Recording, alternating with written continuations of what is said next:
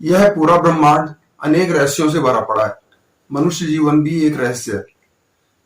इस रहस्य को जानने की कोशिश ही ज्योतिष है। ज्योतिष के प्रति लोगों के मन में अनेक गलत धारणाएं हैं। इन्हीं गलत धारणाओं पर चर्चा के लिए सौभाग्यम सी स्कीम जयपुर से मैं नरेंद्र गुप्ता आपके सामने उपस्थित हूँ। पहली धारणा यह है कि भगवान ने हमारा जीवन पहले ही निश्चित कर रखा है।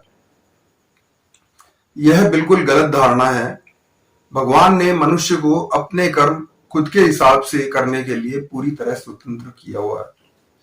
भगवान ने सिर्फ एक चीज अपने हाथ में रखी है, वह है मनुष्य के द्वारा किए जा रहे कर्मों का फल उसी के हिसाब से देना।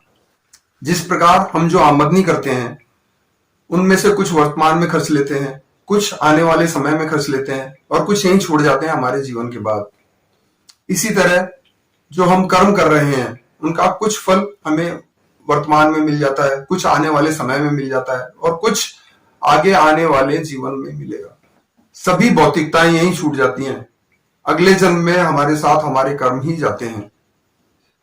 भगवान ने हमारे कर्मों का फल उतना ही देना है जितना उनके विधान के अनुसार बनता है, न कम न ज्यादा। जिस प्रकार हमारे देश का संविधान है कानून की पालना के लिए, उसी तरह भगवान ने कर्मों के फल के लिए विधान बनाया हुआ है। हमारा जो वर्तमान जीवन है वह पिछले जन्म के कर्मों के आधार पर मिला है।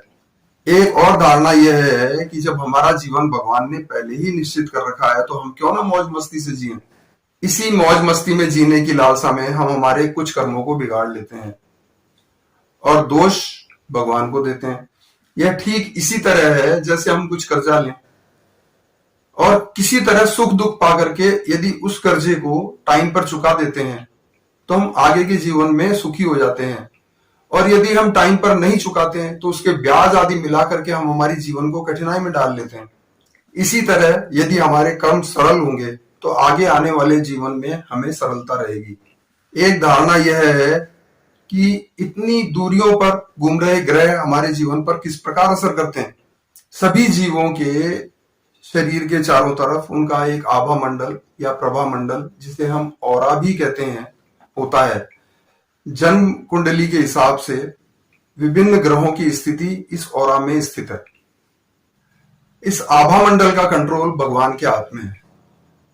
हमारे मस्तक के बीच में पिट्यूटरी ग्लैंड होती है, इसे मास्टर ग्लैंड कहते हैं, और शरीर में उपस्थित जितनी भी दूसरी ग्लैंड्स हैं, ग्रंथियां हैं, उनका कार्य यह पिट्यूटरी ग्लैंड कंट्रोल करती है। पिट्यूटरी ग्लैंड ही इस आभा मंडल का एंटीना है।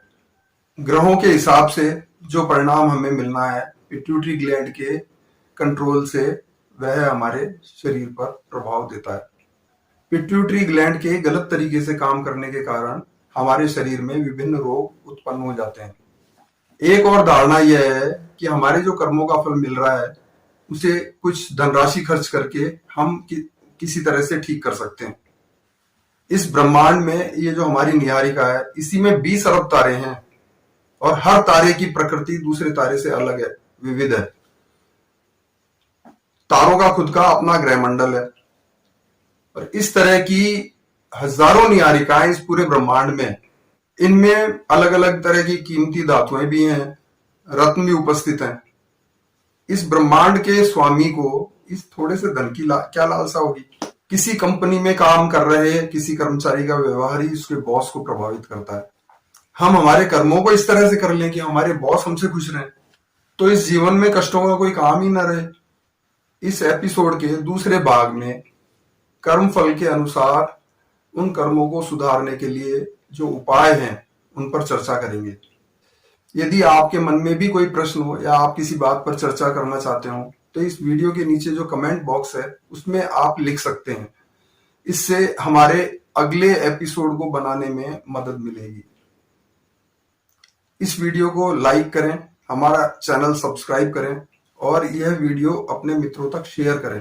हमारी वेबसाइट है www.upcharkendra.com upcharkendra.com। यहाँ विजिट करें। यहाँ हमारे बारे में आप और भी बहुत सारी बातें जान सकते हैं।